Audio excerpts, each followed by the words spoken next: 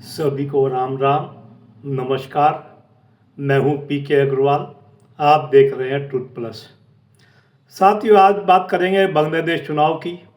जो अभी हाल में बांग्लादेश देश में पार्लियामेंट्री चुनाव हुए और तारिक रहमान जो बीएनपी पार्टी के अध्यक्ष हैं, उन्होंने प्रधानमंत्री की शपथ ले ली है। उनके साथ लगभग 45 मंत्रियों ने भी कैबिनेट मंत्री और राज्य मंत्री के रूप में शपथ ली है। अब उसमें उन्होंने एक हिंदू मंत्री भी बनाया है।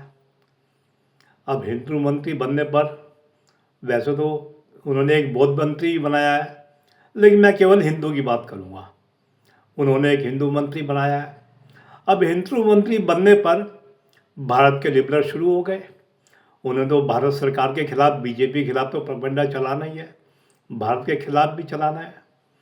उन्होंने कहना शुरू कर दिया कि बांग्लादेश में तारिक रहमान ने एक हिंदू को मंत्री बनाया है। भारत में सरकार को कोई मुसलमान, उनका इशारा मुसलमान ही है, चाहे वो लिखे या ना लिखे, क्योंकि माइनॉरिटी के नाम पे देखें तो भारत सरकार के पास सिख मंत्री भी हैं, बौद्ध मंत्री भी हैं और मेरे ख्याल ईसाई भी है। तो उनका इशारा मुसलमान की तरफ है। तो वो कहना चाहते हैं भारत में सरकार को कोई मुसलमान नहीं मिला मंत्री बनाने के लिए। ये तो वो बताते हैं, उन्हें एजेंडा चलाना है। बीजेपी के खिलाफ, बीजेपी का राजनीतिक विरोध है, वो भी ठीक है, लेकिन कई चीज़ ऐसी हैं जो इसके पीछे छुपी हुई है। मैं वो आपको बताना चाहता हूँ ताकि उनका प्रोपेगेंडा ध्वस्त किया जा सके। साथियों, बांग्लादेश में हिंदुओं की आबादी लगभग 8% है। अब आमतौर से कहा जाता है कि हिंदू अवामी लीग का वोटर था, लेकिन इस चुनाव में अवामी लीग को बैन कर दिया गया। अब वहाँ दो ही बड़ी पार्टियाँ थी, अवामी लीग और बीएनपी यानी बांग्लादेश नेशनल पार्टी। अब अवामी लीग बैन हो गई तो वहाँ केवल एक ही बड़ी पार्टी रह गई, बीएनपी, जिसके नेता थे तारिक रहमान। अब उसके बाद जो पार्टी है या तो इस्लामिक पार्टी है या छोटी मोटी पार्टी है। अब हिंदुओं के पास विकल्प क्या बचा बीएनपी को वोट देने के अलावा? तो कहा जा रहा है कि हिंदुओं ने एक तरफा बीएनपी को वोट दिया, ये सच है। अब इसके साथ देखें भारत में जो कहते हैं भारत में उन्हें मुसलमान नहीं मिला, इसी से तुलना करते हैं। क्या भारत में मुसलमान बीजेपी को वोट देता है? यहाँ तक कि मैंने तो ऐसे भी देखा है बीजेपी का मुस्लिम उम्मीदवार मुस्लिम बहुल क्षेत्रों से भी हार जाता है।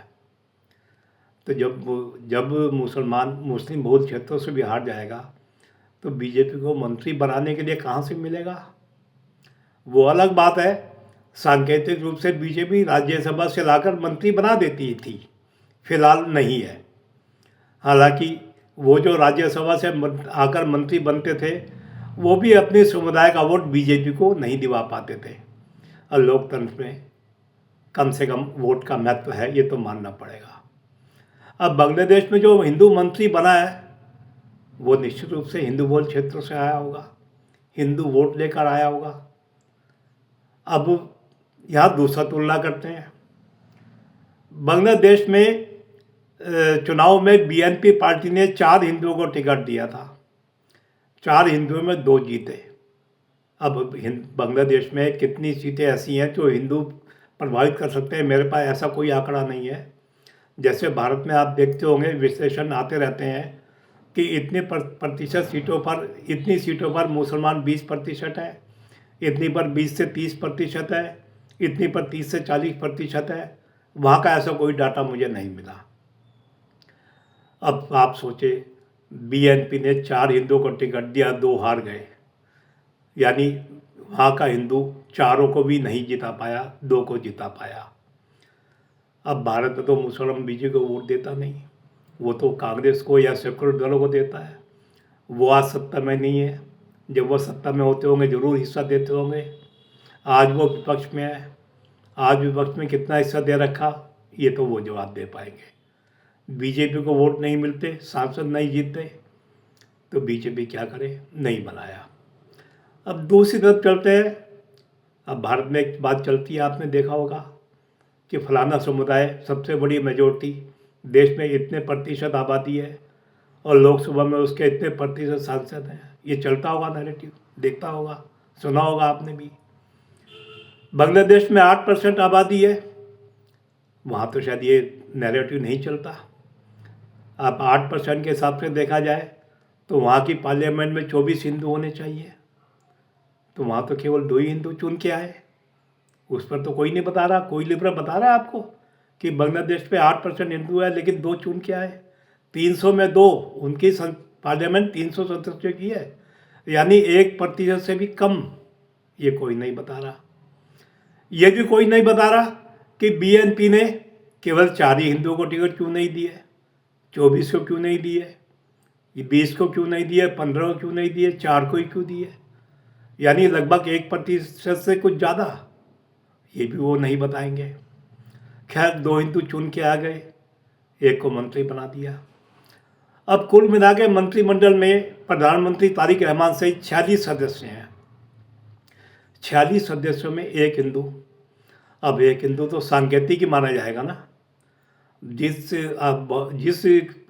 समुदाय की आबादी 8% हो, उसका यदि 1 प्रतिनिधि गया है मंत्रिमंडल में, तो वो तो सांकेतिक माना जाएगा ना। वो तो लगभग 2% के आसपास हुआ ना। ये वो लिबरल नहीं बता रहे। यानी वो लिबरल आपसे क्या बता रहे हैं कि उन्होंने 1 हिंदू को मंत्री बनाया है। बांग्लादेश जो इस्लामिक कंट्री है, घोषित अघोषित, उसने 1 हिंदू को मंत्री बनाया है। भारत में जहाँ इनकी आबादी लगभग 18-20% मानी जाती है, वहाँ बीजेपी को 1 नहीं मिला। अब वही बात दोबारा थोड़ा दोहराना पड़ेगा मुझे। वो छुपा रहे हैं बांग्लादेश पे 8% हिंदू हैं, लेकिन 8% ना जीत कर आए, ना 8% को टिकट दिया गया, केवल 2 जीत का है, जो प्रतिशत में 1% संसद की तुलना में, पार्लियामेंट की तुलना में 1% से भी कम है। और 1 मंत्री बनाया जो एक सांकेतिक प्रतिनिधित्व है, जो प्रतिशत के हिसाब से लगभग 2% बैठता है। तो ये आप ध्यान रखें। उस नैरेटिव की पोल खोलने के लिए मैं आपके सामने आया था कि वो ऐसे ही नैरेटिव चलाते रहेंगे, वो सच्चाई नहीं बताएंगे कि वहाँ के हिंदुओं ने बीएनपी को वोट दिया, यहाँ का मुसलमान बीजेपी को वोट नहीं देता। जब बीजेपी को वोट नहीं देता और अपने बीजेपी के खड़े किए हुए मुस्लिम उम्मीदवार को भी नहीं जिताता, तो उन्हें भारतीय जनता पार्टी की सरकार मुस्लिम मंत्री कहाँ से देगी। तो ये आप थोड़ा सा ध्यान दें, उनके नैरेटिव में ध्यान दें। आजकल मैं थोड़ा नैरेटिव ध्वस्त करने का काम कर रहा हूँ कि वो एक हिस्सा बताते हैं और बाकी हिस्से गायब कर जाते हैं। मैं जब मेरी नज़र में आता है तो मैं कुछ हिस्से जो मुझे लगता है बताने ज़रूरी हो, मैं आपके सामने बताने के लिए हाजिर हो जाता हूँ। तो आज के लिए बस इतना ही। वीडियो पसंद आए तो वीडियो को लाइक करें, शेयर करें, चैनल को सब्सक्राइब करें। फिर मिलते हैं अगले वीडियो में। धन्यवाद।